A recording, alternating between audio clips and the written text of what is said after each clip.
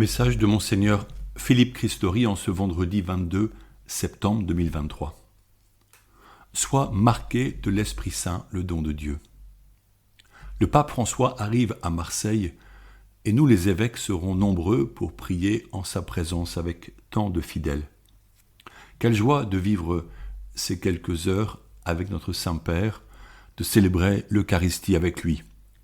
Monseigneur Jean-Marc Aveline, archevêque de Marseille, dit que le pape vient pour nous encourager à regarder ensemble vers la Méditerranée. Les traversées dramatiques de milliers de personnes en déplacement depuis les côtes africaines vers Lampedusa ne font qu'accentuer l'urgence d'œuvrer ensemble au niveau européen, puisque, quels que soient les choix politiques de nos pays, les personnes continueront à embarquer sur de frêles bateaux au risque de leur vie, en payant des sommes considérables à des passeurs mafieux pour atteindre nos pays où ils espèrent une vie meilleure. Si l'Église ne prétend pas apporter la solution aux problèmes politiques posés à nos gouvernements européens, elle annonce la parole de Dieu, l'évangile du salut, afin que les cœurs et les intelligences de ceux qui font les choix politiques soient éclairés en vue du plein respect dû à toute personne. En effet, comment l'amour s'exprime envers ces migrants?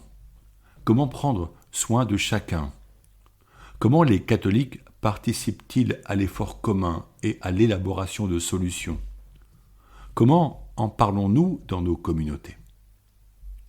La résolution de ces drames ne peut pas se limiter à l'accueil, mais passe par la recherche de conditions de vie meilleures dans les pays d'origine de ces personnes.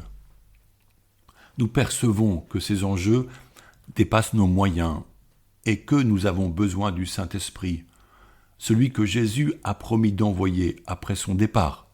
Je le cite, « Il vous conduira dans la vérité tout entière.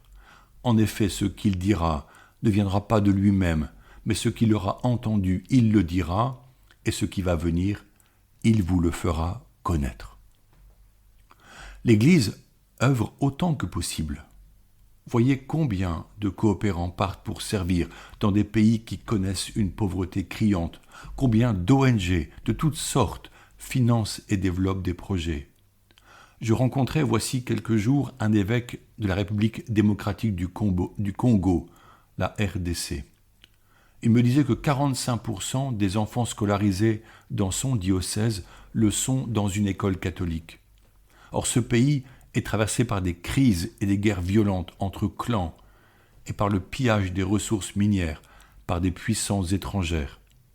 En RDC, me disait-il, la Russie contrôle désormais la plus grosse mine d'or. L'Église lutte pour le bien des populations locales, là où ces gens vivent. L'éducation est le chemin nécessaire pour susciter un avenir à ces jeunes et éviter la fuite des populations. Pareillement, au Burkina Faso, près de 2 millions d'enfants sont privés de scolarité par les djihadistes. Que deviendront-ils plus tard? Le père Jean-Pierre Keïta repart très prochainement dans son pays et il doit protéger une école du monde extérieur et des bandits afin de permettre la scolarité des enfants. Quel défi! Nous prions pour lui, je vous le confie. Oui, nous prions le Saint-Esprit pour que se lèvent des femmes et des hommes de bonne volonté, afin de construire une société juste où chacun pourra être instruit, travailler, avoir sa maison et vivre en paix. L'instruction et l'éducation sont le chemin vers une vie future qui garantira la paix. Le chemin du chrétien, qui débute par le baptême dont je vous parlais la semaine dernière, se poursuit par la confirmation, second sacrement de l'initiation. Quel fait fonde ce sacrement dans les Saintes Écritures? Citons la présence du Saint-Esprit, attestée tout au long de la Bible. Dieu promet d'envoyer un esprit nouveau. Cet esprit nouveau est l'acteur de la nouvelle alliance voulue par Dieu et annoncée par le prophète Jérémie. Puis Jésus est baptisé par Jean le Baptiste et le Saint-Esprit descend sur lui sous l'apparence d'une colombe. Pendant son ministère public, Jésus annonce qu'il enverra l'Esprit Saint après sa passion. L'événement qui réalise cette prophétie est la Pentecôte. Les apôtres réunis en prière avec la Vierge Marie, des femmes et des disciples sont saisis par la présence de l'Esprit qui leur fait expérimenter sa venue par des signes. Les langues de feu sur leur tête, le coup de tonnerre, la colombe. C'est l'expérience fondatrice qui les libère de leur peur, à partir de laquelle ils vont sortir rencontrer les Juifs venus nombreux en pèlerinage à Jérusalem. En leur parlant avec conviction, Pierre permet que le soir même du premier jour, 3000 hommes choisissent de suivre Jésus. Après la Pentecôte, l'Esprit ne cesse de se manifester, comme le relate saint Luc dans les Actes des Apôtres.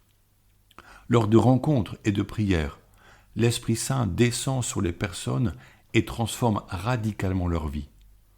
On voit ainsi l'eunuque de la reine de Candace en Éthiopie, évangélisé par l'apôtre Philippe et baptisé au bord de la route. Le baptême ne suffit pas pour une vie spirituelle éclairée et vivante. Dans les Actes des Apôtres, nous voyons Paul rejoindre des croyants, disciples de Jean le Baptiste, qui n'ont pas entendu parler de la présence du Saint-Esprit. Paul leur impose les mains, prie sur eux, et ils reçoivent une véritable effusion du Saint-Esprit, comparable au sacrement appelé la confirmation. Je cite les Actes. Et ils se mirent à parler en langue mystérieuse et à prophétiser. Ils étaient une douzaine d'hommes au total. Ce sacrement fait entrer le fidèle dans la plénitude des dons que l'Esprit veut lui conférer pour qu'il soit disciple et missionnaire. Ces nombreux dons peuvent être aussi appelés charismes quand ils sont communiqués en vue du bien commun. Le signe liturgique de la confirmation est l'imposition des mains par l'évêque accompagnée par l'onction du Saint-Crème. Une parole est prononcée, soit marquée de l'Esprit Saint, le don de Dieu. Dans l'ancien rite, on donnait une claque au fidèle pour lui rappeler la force de l'Esprit et qu'il n'oublie pas le don reçu. Aujourd'hui, il est préféré la formulation de quelques mots d'encouragement. Ce sacrement enracine la vie chrétienne et fortifie la décision de suivre Jésus-Christ.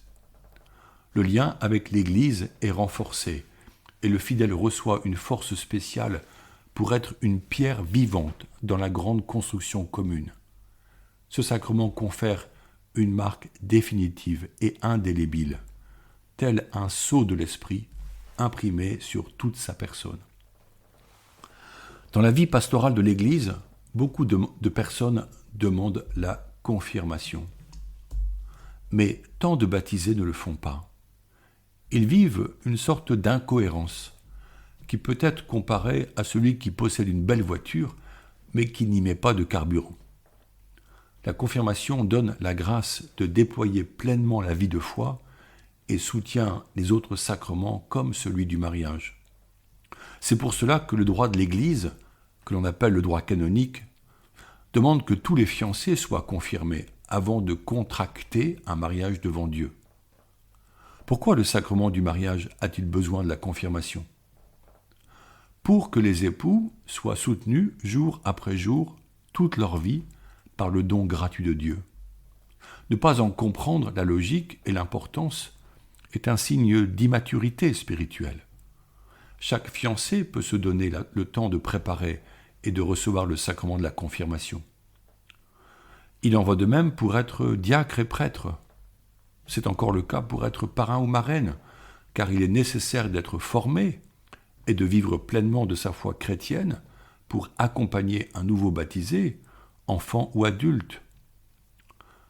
Puissent les communautés paroissiales, tout en accueillant largement tout homme qui cherche Dieu, encourager les baptisés à découvrir la beauté, la profondeur et la nécessité du sacrement de confirmation, étape essentielle, soutien indispensable de la vie spirituelle en vue du salut vers la vie éternelle.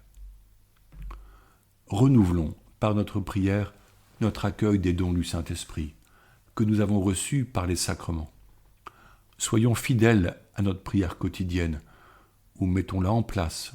Cela est nécessaire et urgent, car prier avec le texte des évangiles fait partie de la vie normale du catholique. Je vous propose enfin de méditer les quelques versets du psaume de ce prochain dimanche. Chaque jour, je te bénirai. Je louerai ton nom toujours et à jamais. Il est grand, le Seigneur hautement loué. À sa grandeur, il n'est pas de limite. Le Seigneur est tendresse et pitié, lent à la colère et plein d'amour. La bonté du Seigneur est pour tous, sa tendresse pour toutes ses œuvres. Le Seigneur est juste en toutes ses voies, fidèle en tout ce qu'il fait. Il est proche de tous ceux qui l'invoquent, de tous ceux qui l'invoquent en vérité. Bonne journée.